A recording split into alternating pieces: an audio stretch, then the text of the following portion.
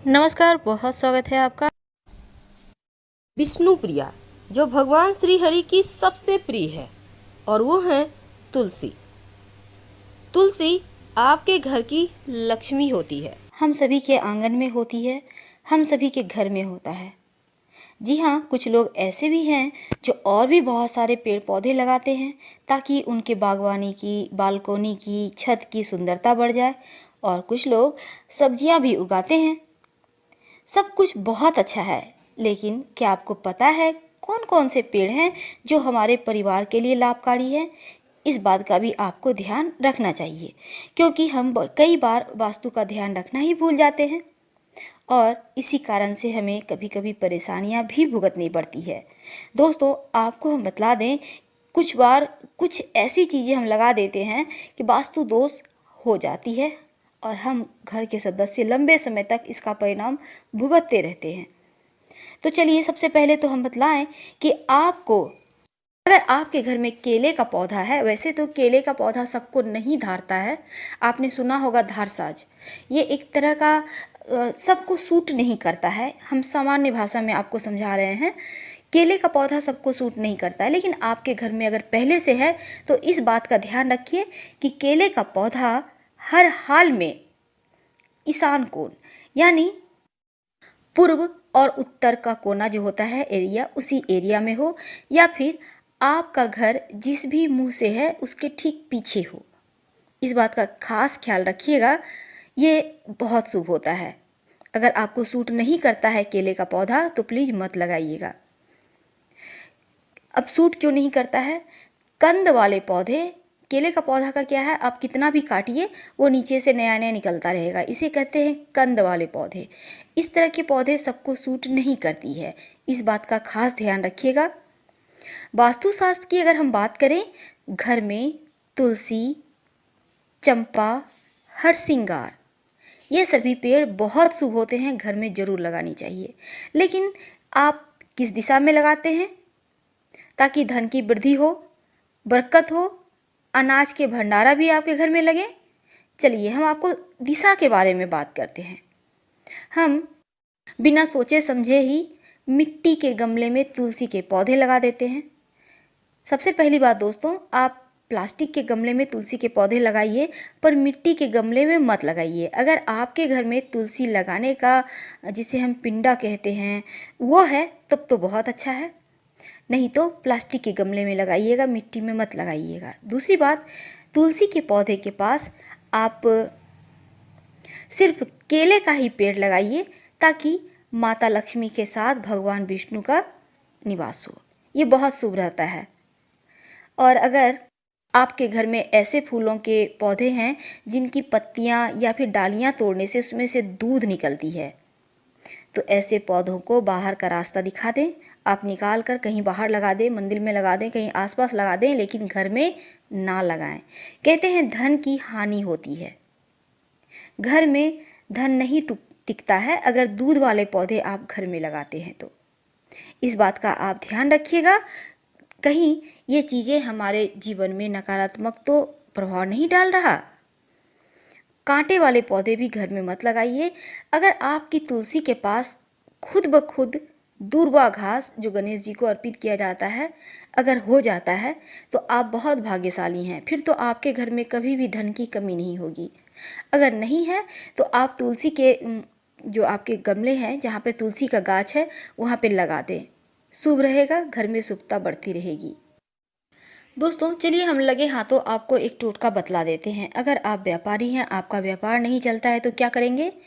एक कटोरी या ग्लास में पानी लें, उसमें तुलसी के कुछ पत्ते रख दें और इस पत्ते को पानी में 3 दिनों तक यूं ही पड़ा रहने दें और फिर इस पानी को आप अपने व्यापार स्थल के जो दरवाजे हैं वहाँ पे आसपास छिड़क दें। आप देखिएगा ग्राहक आने लगेंगे और आपके दुकान की चलती अच्छी खासी हो जाएगी।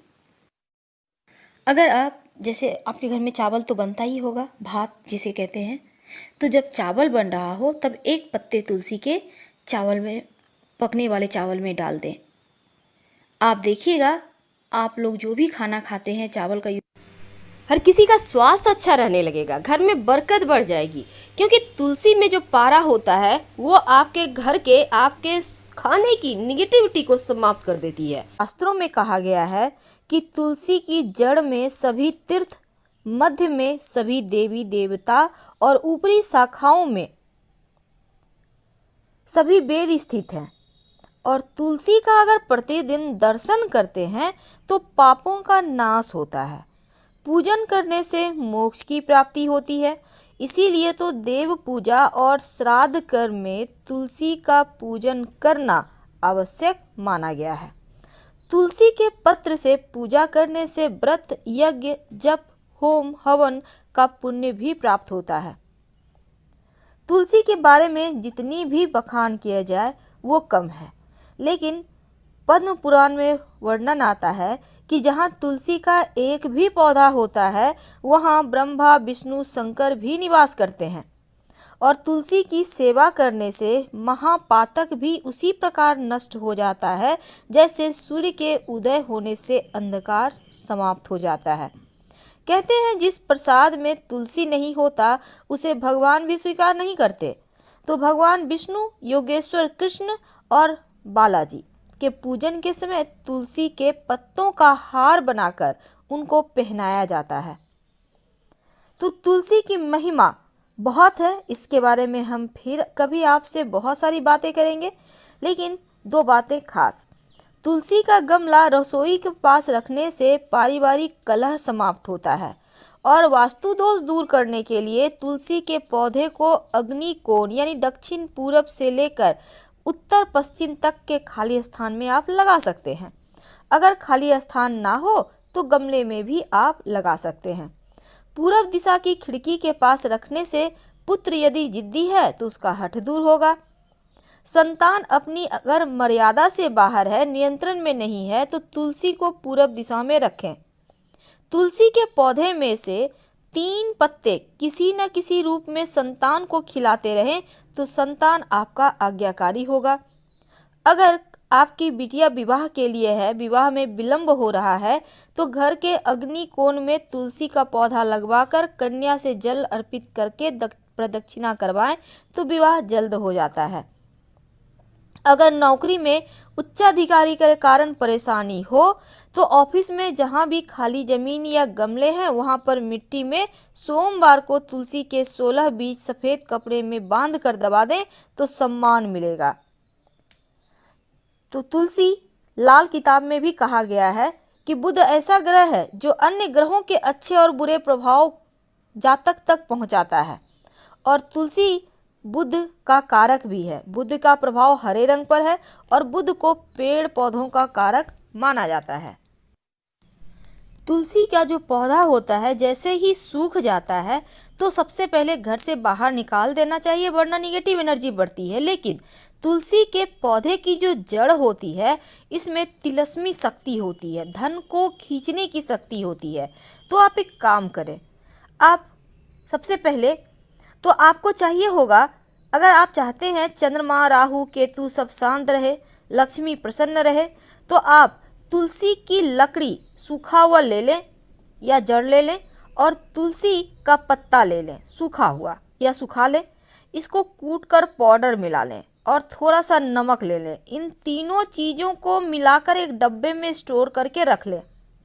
अब रोज नहाते समय आप किसी भी मंत्र का उच्चारण करें, जैसे ओम नमो नारायणाय, इस मंत्र का जप करें और ये जो मिश्रण है उसको एक चुटकी नहाने के पानी में डालकर नहाएं। फिर देखिएगा कैसे आपका भाग्योदय होता है।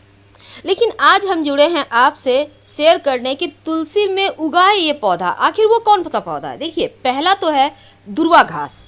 अगर खुद से तुलसी में दुर्वा घास उगाए तो इस दुर्वा को आप भगवान गणेश को जरूर अर्पित करें और बुधवार के दिन, और इसके बाद अर्पित किया हुआ दुर्वा उठाकर जब वो सूख जाए लाल कपड़े में बांध कर रख लें। यकीन मानिए आप सभी की बुद्धि विचार भी बढ़िया होगी, बरकत भी होगा, आप जो डिसीजन लेंगे वो सही होगा। लेकिन मान लेते हैं दुर्वा घास तो नहीं उगा, लेकिन बहुत सारे खरपतवार आ गए हैं, उगाए हैं खुद से, तब तो आपके 5 उंगली घी में है। क्योंकि ये जो खरपतवार है इसको आप किसी भी गुरु पुष्य नक्षत्र, रवि पुष्य नक्षत्र या पूर्णिमा तिथि के दिन आप इसको प्रणाम करके आप इसको उखाड़ लें, जड़ के साथ उखाड़ कर उसको शुद्ध करके अपने घर के पूजा स्थान पर रखकर धूप दीप दिखाएं और हल्का सा जब वो सूख जाए तब उसको लाल कपड़े में अच्छे से लपेट कर आप अपने दुकान के गल्ले में, घर की तिजोरी में, धन स्थान पर कहीं भी रख दें। फिर देखिए चमत्कार कैसे होता है। तो हम आपसे विदा लेते हैं। जानकारी अच्छी लगे तब लाइक कर सब्सक्राइब करें, अपनों से शेयर करें और कमेंट में हर हर महादेव जरूर लिखें। धन्यवाद।